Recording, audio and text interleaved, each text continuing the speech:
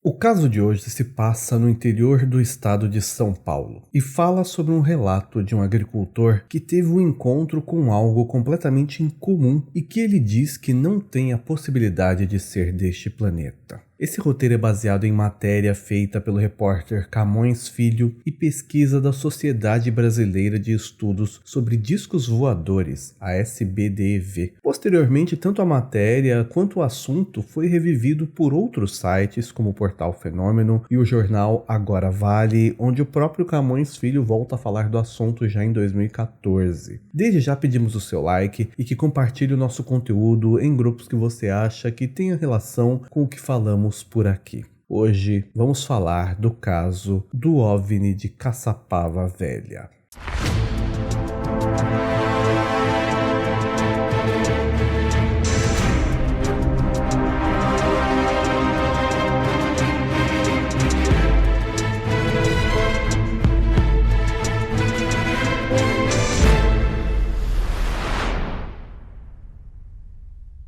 Como eu disse no início, essa história se passou em Caçapava Velha, um município no interior do estado de São Paulo, entre as Serras do Mar e da Mantiqueira, e entre as cidades de São José dos Campos e Taubaté, com população estimada em pouco mais de 95 mil habitantes, de acordo com dados de 2020. Na localidade existe uma grande fenda natural na Serra do Mar, que é responsável pela passagem de densos nevoeiros vindos do Oceano Atlântico no período de inverno pela mata. E entende-se que foi isso exatamente que deu o nome à cidade, pois Caçapava vem do tupi Ca, que significa mata, e Açapaba, que seria passagem. A atividade econômica da cidade é resumida basicamente em agricultura e pecuária, principalmente a leiteira, e na ocasião desse relato, a atividade industrial estava muito no começo do seu desenvolvimento na cidade, já que tudo aconteceu em 1978.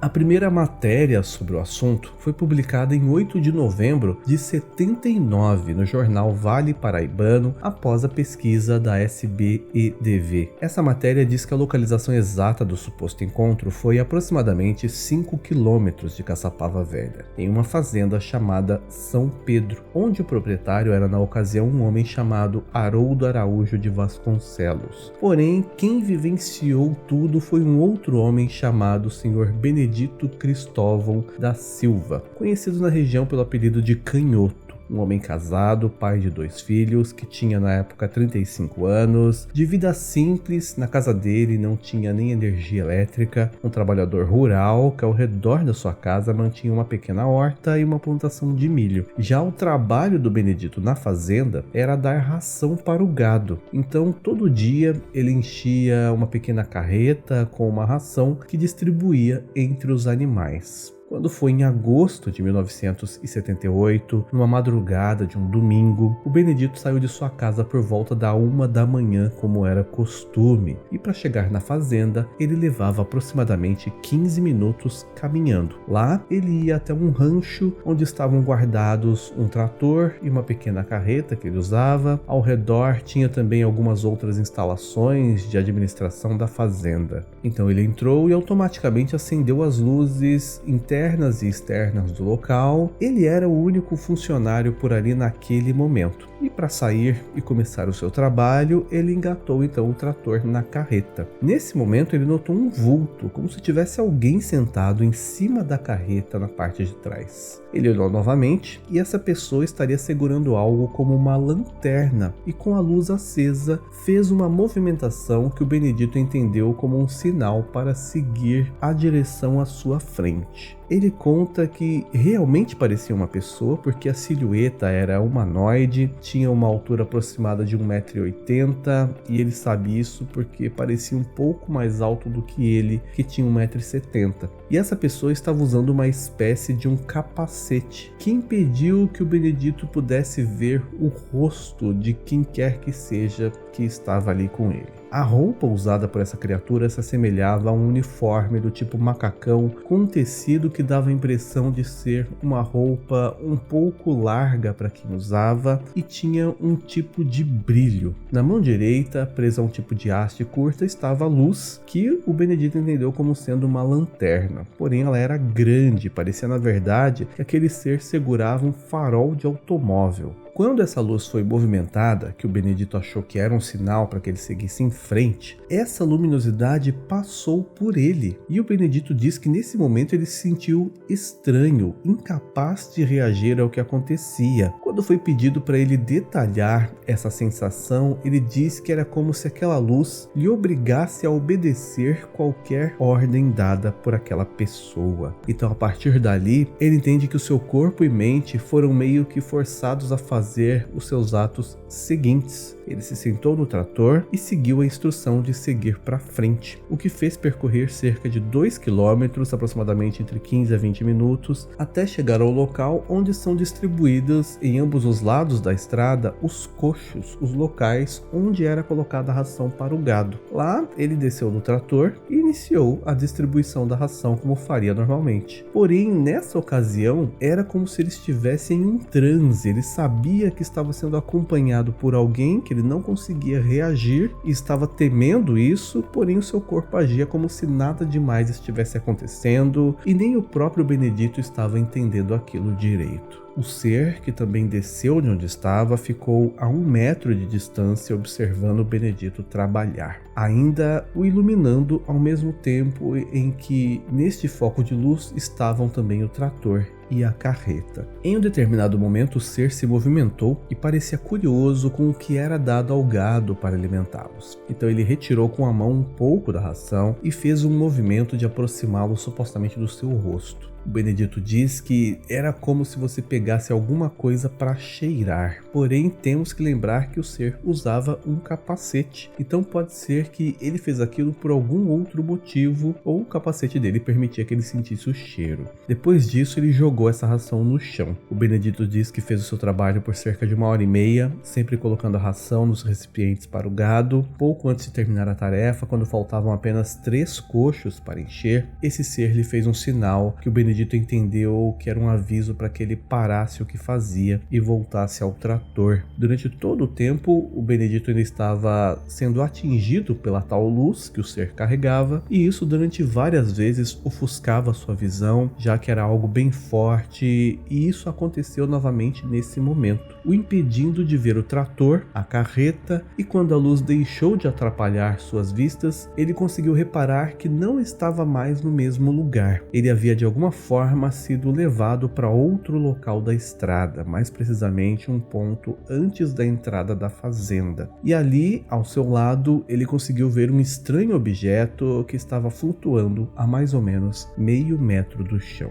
O objeto tinha aproximadamente 12 metros de comprimento e 3 de altura. Estava com a parte que o Benedito entendeu como a frente inclinada para baixo, onde tinha uma porta com uma escada que ia até o chão. Ao redor do objeto haviam luzes circulares com uns 10 centímetros de diâmetro, numa sequência de cores vermelha, verde e laranja, distantes aproximadamente meio metro entre si. Ainda ao redor do objeto, porém próximo de uma cerca que ficava por ali, o Benedito diz que notou que a pelo menos 10 metros vinham devagar caminhando mais 3 seres portando luzes iguais ao primeiro. E estranhamente essas criaturas, ao passarem pela cerca de 4 arames e aproximadamente 1,60 m de altura, não precisaram se abaixar e nem pular sobre ela. Era como se a cerca simplesmente não existisse na frente deles, e quando todos se encontraram, esses seres se comunicavam por meio de uma língua estranha que para o Benedito pareciam apenas sons de chiados. E quando eles faziam esses sons, eles iluminavam o chão com as lanternas, como se estivessem analisando o solo ou pesquisando algo. Quando a luz saía do Benedito, ele se sentia melhor e conseguia prestar mais atenção ao seu redor e tudo o que acontecia. Porém, quando ele esboçava algum movimento mais brusco, os seres o focalizavam novamente com aquela luz e o Benedito se sentia automaticamente fraco e a sua mente parecia se esvaziar. Eles ficaram ali por volta de 20 minutos, até que o primeiro ser lhe fez um sinal que parecia dizer que o Benedito deveria dar voltas em torno do objeto flutuante, e isso foi feito por cerca de 4 vezes, enquanto o ser o acompanhava, e os outros 3 haviam entrado naquele objeto, subindo pela escada e depois passando por uma plataforma que chegava a alcançar a parte supostamente traseira, onde aqueles seres simplesmente desapareciam, e o Benedito entendia que eles entravam no objeto. Depois dessas 4 voltas em torno daquilo, o Benedito recebeu um sinal para parar, e aqueles 3 seres saíram de novo do objeto, dessa vez pela porta da frente, que se abriu deslizando para o lado.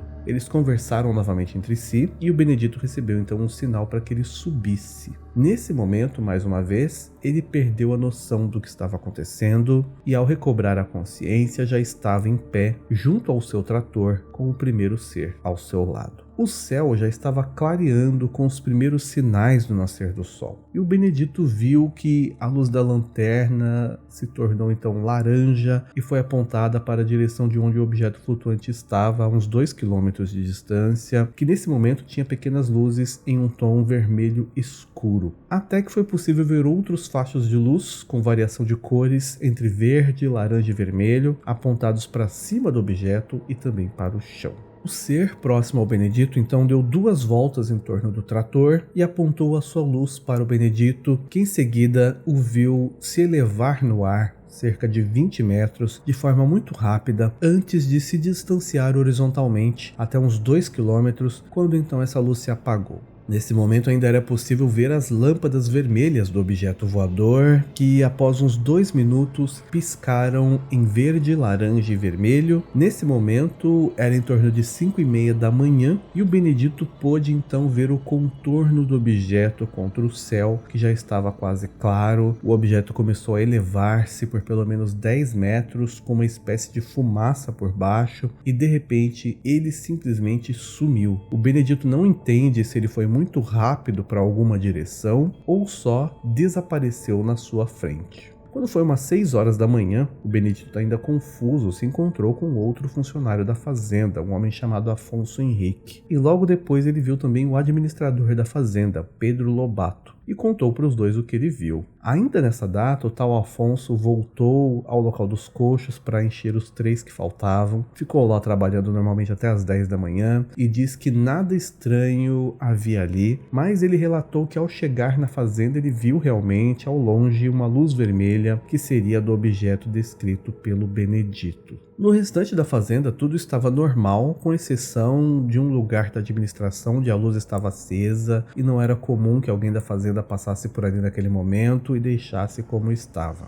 Cerca de 3 dias depois, por volta das 5 horas da manhã, o mesmo objeto teria reaparecido, sendo visto de longe pelo Benedito quando ele passava perto da saída da fazenda, a uns 200 metros, a uma altura de cerca de 20 metros e parecia estar descendo aos poucos. Nesse momento ele estava com as luzes verdes, vermelhas e laranjas. O Benedito, então, vendo isso, foi rapidamente em direção ao administrador da fazenda para avisá-lo imediatamente que o objeto tinha voltado. Porém, o administrador ainda estava acordando e até que ele se aprontasse para sair de casa e os dois voltaram ao local do segundo avistamento, já não tinha mais nada lá. Essa experiência ela foi tão assustadora para o Benedito que ele pediu que o seu horário de trabalho fosse alterado para que ele iniciasse as suas tarefas somente às 5 horas da manhã. Depois desse relato, a SBEDV, em uma nova entrevista 2 anos depois, o Benedito disse que as únicas alterações que ele sentiu depois desse acontecido foi que ele estava com mais disposição para o seu trabalho e mais desinibido para falar com as pessoas, mas nenhum efeito colateral no sentido de alguma doença